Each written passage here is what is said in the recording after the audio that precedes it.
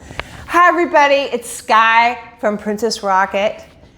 Be the artist of your life. I want you to do something for me. I want you to put your arms up, put the circle right here, make a circle. See, circle? This is Sky's world. This is Skyland. Okay, now I want you to make a circle for you. This is your world. It is your land, all right? Then over here, that's their world. That's their world, okay? I want you on a piece of paper to draw 3, 4, 6, 8 circles. Draw as many as you want, but one of those circles is your world. And if you want, one of those circles is Sky World, Skyland. And you can name your world whatever you want. My point is that each of us has our own interpretation of what's around us and what we hear, see, feel, smell, the whole 9 yards. Each of us has our own sensory awareness. That's why we are the artists of our life, is because everything around us, we create it in our mind, okay? What we feel is the honest to good truth, and that is being authentic. The authenticity is what you feel.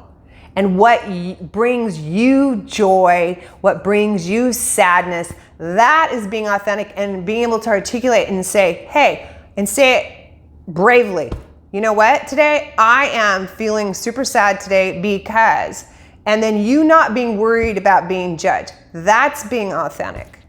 So in your world, I'm going to talk about Skyland only because that's my analogy for you. In my world, I see things so differently than so many people. I don't know anybody that sees it the same way as me or feels it the same way as me.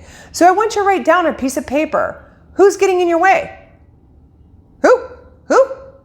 You have the power of your world. You. Who's stopping you? You. Who is the artist of your world? You. Who thinks, feels, smells, sees everything your way? Only you. You are the only one. And they have been scientifically proven they can take two things and two different people can actually change the shape of it with their energy. It's actually science, okay? So you actually can change things with your own mind and change their content, their disposition. You can change that shape yourself. In fact, there's a theory going around right now called the Mandela effect. And apparently, which I am not surprised, things are shifting and changing, even visual things that you knew for sure look like that. And then you go back and they're shifted, they're changed. So that goes to show you, everybody, that everything around us is an illusion. So you can create your world however you want. Without a doubt, we have to show mutual respect. We have to show compassion, consideration. And you know me, it's about love, love, love. You got to give unconditional love. Do you have to go jump on their planet and spend time in their world? Heck no, you don't have to. You can jump and unite with whosever world you want, as long as you each respect that you each have your own rules, you each have your own language, you each have your own visions, and that is never going to change. Can you agree on things? Of course, but you're still slightly going to see things different. And that's why you need to, and hopefully you will embrace the fact that you are the artist of your life. And one of the things I'd like you to do is when you draw those circles, is like do some art on your world. Make your world look like you want it to look. And I bet you, if you did the same exercise and you had 10 people in that room, no one would have the same art, the same colors, or even probably the same size circle in that room. So again, it goes to show you that we are anomalies. We are each unique, we are each different.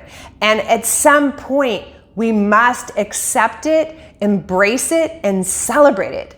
So we have the full moon coming on Monday. Yes, we do.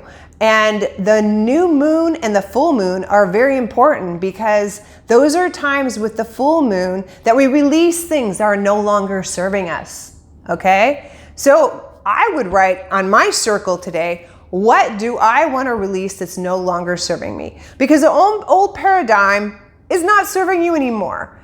Okay, if you're stuck there, let's talk about being stuck. If we're stuck there, let's go back and let's meditate. Let's visualize and go back to those places that manage to get us stuck. Things that trigger us. You know, we get triggered and all of a sudden, oh my gosh, you know, and you start questioning yourself. Go back, start seeking through there. And you don't have to like fill it out right away. But what I want you to do is just meditate and say to the universe, say to your angels, say to your spirit guides, say to God, and say, hey, please take me back to that place that got me stuck. And I won't let go of that wound, of that pain. And it's stopping me from having a new beginning. It's stopping me from being in a new world, in my world completely, so I can embrace it. And I want you to go there. It might be painful. You might cry. I've cried a lot. Okay, I've cried a lot. I'm gonna go there myself this weekend just to let you know. And I'll let you know how it went next week. It's gonna be hard because I have to go back to a couple different places. So I unstuck myself so that I can move forward.